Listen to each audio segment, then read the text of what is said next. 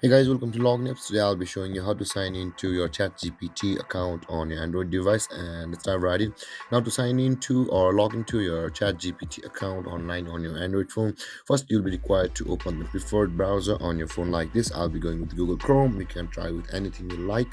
And after opening your preferred browser on your Android device, go to the search bar and type in chat.openai.com like this and tap on go, and after that you'll be redirected to the login page of the chat gpt directly like this, and you can see the sign up as well as the login button available over here.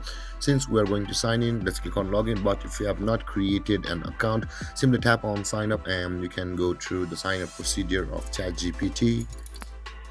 And after we tapped on login, guys, we are over here on the login interface of the chat gpt, where we'll be required to enter our email address with which we had signed up for a chat gpt account online like this. And after that, tap on continue after entering your email address, and after that, over here where it said the password, tap over there and type in your password which you had registered on ChatGPT at the time of creating your account like this. And after that, tap on continue. You can also go with the forgot password if you have forgotten your password of your ChatGPT account.